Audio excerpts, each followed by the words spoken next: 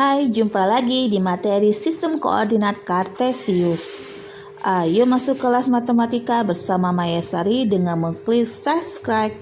Ini materi yang kita akan bahas hari ini. Apa itu sistem koordinat Kartesius? Sistem koordinat Kartesius adalah suatu cara yang digunakan untuk menentukan letak atau posisi benda dari sebuah titik pada bidang datar. Ini adalah bidang koordinat Kartesius yang tersusun oleh dua buah garis yang saling tegak lurus. Garis yang mendatar itu disebut sumbu X atau bisa juga disebut absis, sedangkan garis yang tegak itu disebut sebagai sumbu Y atau ordinat.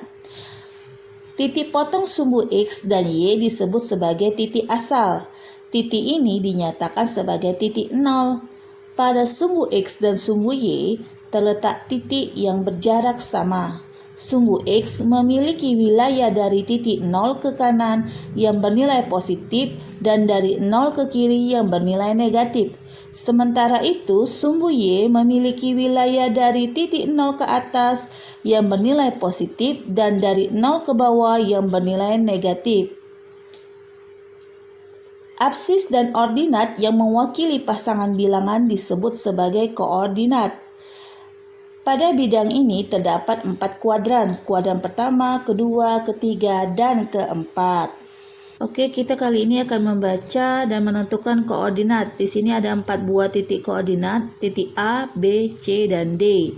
Kita mulai dari titik A. Titik A itu terdapat pada sumbu X-nya di angka negatif 5. Kita tulis negatif 5 dan pada sumbu Y-nya berada pada titik 6. Jadi dibaca negatif 5,6. Kemudian pada titik B itu pada sumbu X-nya pada angka 1 dan pada sumbu Y-nya itu pada angka 4. Jadi dibaca 1,4. Kemudian pada titik C itu terletak pada sumbu X-nya di titik 6, dan sumbu Y-nya negatif 4. Oke, saya tulis dulu 6, negatif 4. Oke, saya rapikan dulu penulisannya. 6, negatif 4. Oke. Kemudian lanjut pada titik D, itu X-nya berada pada titik 0, kemudian Y-nya negatif 9. Maka dibaca 0, negatif 9. Oke, untuk masalah kuadran, titik A itu terletak pada kuadran pertama, kemudian pada titik B itu terletak pada kuadran kedua, titik C terletak pada kuadran keempat, dan titik D tidak terletak pada kuadran karena titik koordinatnya terletak pada salah satu sumbu, yaitu sumbu Y. Oke, kita masuk materi berikutnya tentang posisi titik terhadap titik asal. Titik asal di sini adalah titik 0,0. Jadi kita menghitung jarak dari titik E, F, dan G pada gambar terhadap titik 0,0.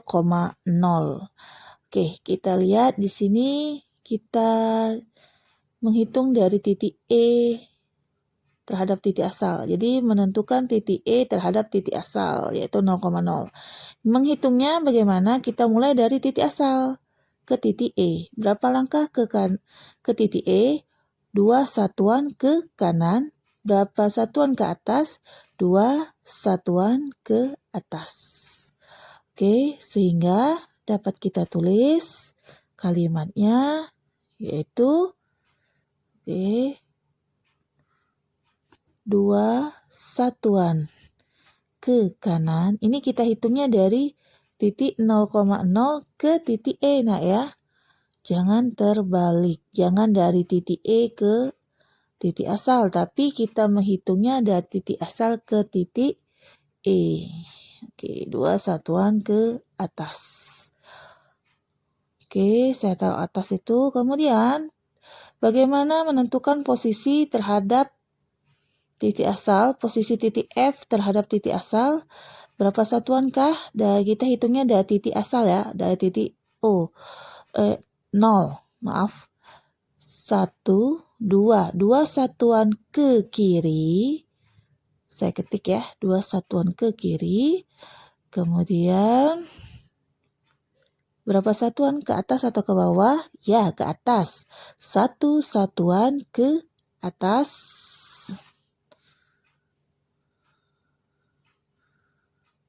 Oke. Selesai. Kemudian kita lihat di sini tinggal satu lagi titik koordinat yaitu titik G. Titik G terhadap titik asal. Jadi kita hitungnya dari 0,0 ke G. Berapa satuan? Dari 0,0 ke G. Dihitung mulai dari sumbu X-nya dulu ya kalau menghitung. Oke, 1, 2, 3. Berarti 3 satuan ke kiri. Oke, saya ketik dulu kalimatnya. 3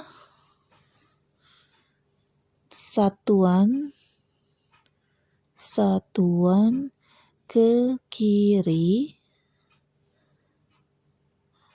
dan 3 satuan ke bawah karena dari 0,0 ke G itu jatuh posisinya ke bawah nak ya. Ke bawah. Oke, selesai. Saya taruh di bawah situ. Kemudian saya perbesar sedikit biar kelihatan jelas. Oke. Kemudian dari kalimat ini kita bisa menyatakannya ke dalam bentuk koordinat. Ya, jadi ada koordinat tersendiri dari titik asal, dari titik tertentu terhadap titik asal. Ya, dari kalimatnya.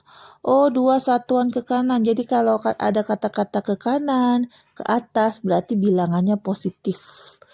Oke, kita ketik di sini 2,2. Ya, oke, selesai. Kita taruh di atas itu. Oke. Nah, sebaliknya apabila ada kata-kata ke kiri atau ke bawah itu pasti angkanya bernilai negatif.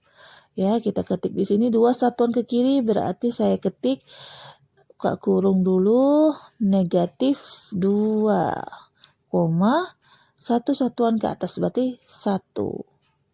Oke. Selesai, saya taruh situ. Kemudian yang terakhir 3 satuan ke kiri berarti negatif 3. Saya tulis di sini. Oke.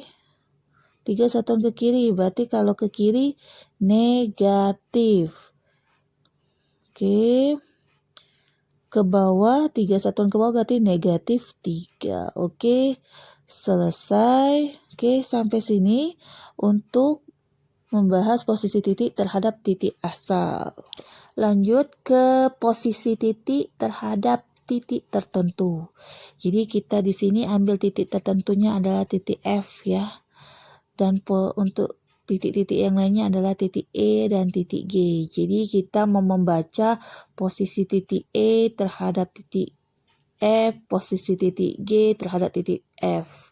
Oke, kita mulai dari titik E. Kita ngitungnya dari F ke E itu 4 langkah ya ke kanan dan 1 ke atas, 1 satuan ke atas. Kita ketik kalimatnya ya. Jadi kalau mau mengetik kalimat itu membacanya harus dari sumbu X baru ke sumbu Y karena dari situ kita akan membentuk koordinat untuk posisi titik E terhadap titik F.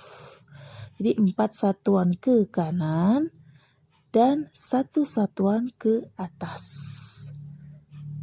Oke, saya ketik. Oke, selesai. Oke, saya geser sedikit biar jelas. Kemudian posisi titik G terhadap F. Kita tulis kalimatnya, kita ngitungnya dari F ke G ya. Berapa satuan ke sumbu X-nya? Ya, 1. Sumbu Y-nya 1, 2, 3, 4. Ya, 4 satuan ke bawah. Kita tulis kalimatnya. Oke, saya taruh di bawah. Kita ketik. Ingat, melihat posisi harus dari sumbu X ya, ngitungnya. 1 satuan ke kiri dan 4 satuan ke bawah. Jadi kita ngitungnya dari terhadap titik apa kita mau ngitungnya. Di sini posisi titik G terhadap F. Jadi kita ngitungnya dari F. Oke, selesai. Kemudian kita tulis koordinatnya. Dari kalimat ini kita akan mendapatkan titik koordinat terhadap posisi titik E terhadap F. Jadi 4 satuan ke kanan otomatis angkanya positif, 1 satuan ke atas juga positif. 4,1 ini titik koordinat untuk posisi titik E terhadap F. Oke. Kemudian untuk titik G ya. Kita buat 1 satuan ke kiri. Kalau ke kiri otomatis negatif ya. 1 satuan ke kiri. Kita dapat ini ingat diperoleh dari titik F ke G. Berarti hitungnya dari F ke G. Ingat sumbu X dulu ya. Min 1, minus 4. Oke, selesai. Ini titik koordinatnya ya. Oke, sampai di sini untuk materi posisi titik terhadap titik tertentu. Kita memasuki materi memahami posisi garis terhadap sumbu X dan sumbu Y. Oke, kita harus mengetahui dulu arti garis itu apa sih? Garis adalah kumpulan titik-titik. Nah, garis dibagi menjadi dua, ada garis sejajar dan garis berpotongan. Garis sejajar itu adalah dua garis yang apabila diperpanjang tidak akan memiliki titik temu. Sedangkan garis berpotongan adalah dua garis yang pasti bertemu di suatu titik tertentu. Nah, pada garis berpotongan akan ada namanya garis tegak lurus. Karena garis tegak lurus tercipta dari garis yang berpotongan yang membentuk sudut 90 derajat. Berikut adalah contoh garis A dan B yang sejajar dengan sumbu X dan sumbu Y. Dan ini adalah contoh garis A dan garis B yang masing-masing tegak lurus terhadap sumbu X dan sumbu Y. Garis M dan garis N adalah garis yang memotong sumbu X dan sumbu Y. Thanks for watching ya, sampai berjumpa di materi berikutnya. Bye-bye.